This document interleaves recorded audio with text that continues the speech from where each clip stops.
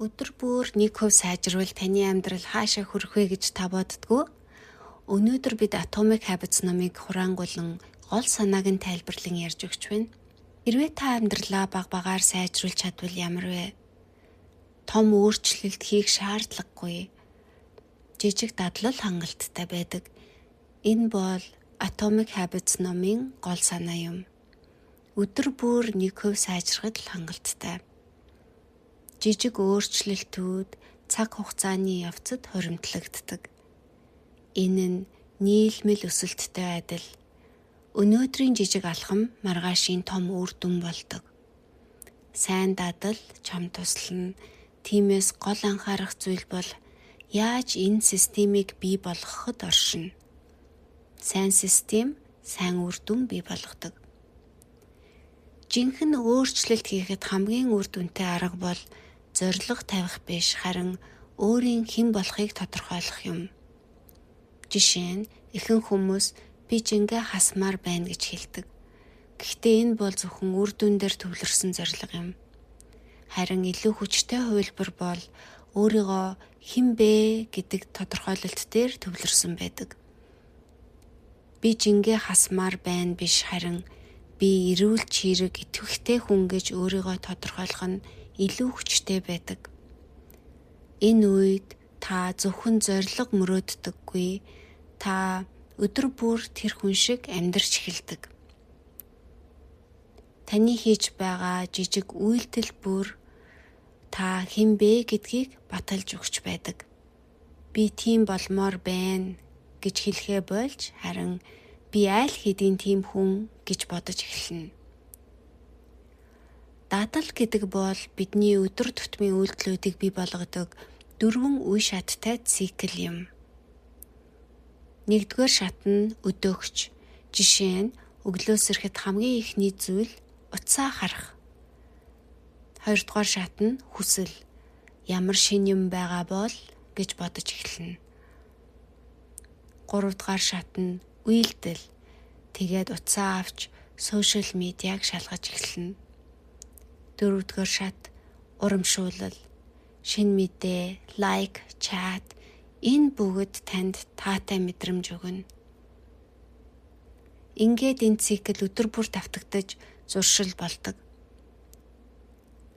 Хэрвээ та энэ зуршлыг өөрчлөхийг хүсвэл хамгийн ихний алхам өдөөгчийг өөрчлөх.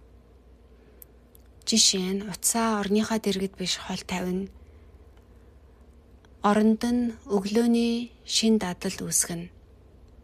Ингэснээр та муу дадлыг зогсоож шин дадлыг эхлүүлж чадна. Одоо Джеймс Клэрийн санал болгосон 4 дүрмийг авч үзье. Эхний дүрм нь дадлаа ил тод болгох. Ихэнх хүмүүс шин дадлаа эхлүүлэх гэж оролддогч мартчихдаг. Тиймээс дадлаа тодорхой, ил харагддаг болгох хэрэгтэй. Жишээ нь та өглөө зөөлөн сунгалт хиймээр бай гэж бодъё. Тэгвэл өглөө болгон хийдэг дадал дээрээ нэмж болно. Өглөө шүдээ угаасны дараа та зөөлөн сунгалт хийж эхэлнэ. Ингэснээр та өдрөө тайван эрч хүчтэй эхлүүлнэ. Дадал тодорхой, хэлбэр байх тусам хийх магадлал нэмэгддэг. Жижиг холбоосууд л том дадлыг бий болгодог. Үүнийг дадал давхарлах гэж нэрлэдэг. 2 дахь дүрм бол дадлаа сонирхолтой болгох. Хэцүү эсвэл уйтгартай зүйлсийг бид удаан хийж чаддаггүй. Тиймээс дадлаа илүү таатай мэдрэмжтэй холбох хэрэгтэй. Жишээ нь та дасгал хийхийг хүсэж байна гэж бодъё. Гэхдээ зөвхөн дасгал хийх биш, та дуртай дуугаа сонсоод дасгал хийдэг. Ингэснээр дасгал хийх илүү хэлбэр, хөгжилтэй болно. Таалагддаг зүйл хийх магадлалыг нэмэгдүүлдэг. 3-р дүрм нь бол хэлбэр болгох. Хэцүү зүйлсийг бид хэвчлэн эхлүүлдэггүй. Тиймээс саадыг нь багасгах хэрэгтэй. Жишээ нь дасгал хийхийг хэлбэр болгохын тулд спортын хувцас орныхаа хажууд бэлдээд тавих. Тэгээд өөртөө зөвхөн За би 2 минут л хөдлөнө гэж хэлэх.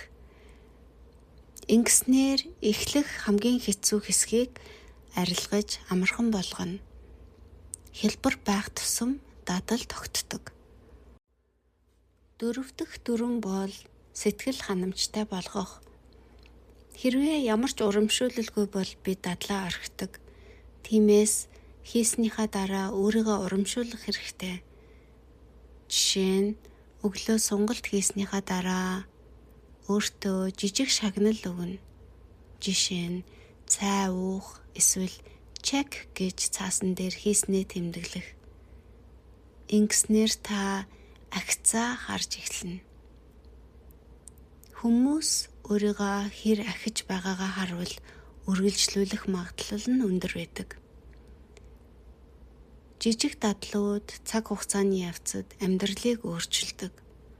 Та өнөөдрөөс эхэлж чадна. Өдөр бүр багаар тэгвэл та заавал үр дүнг харна. Одоо та энэ санааг ойлголоо. Тэгвэл өөрөөсөө нэг зүйл асуугаарай. Одоо та юу өөрчлөмөр байна? Ямар дадлыг зогсоохыг хүсэж байна? Ямар шин дадлыг эхлүүлэхийг хүсэж байна? Комент дээр бичээрэй.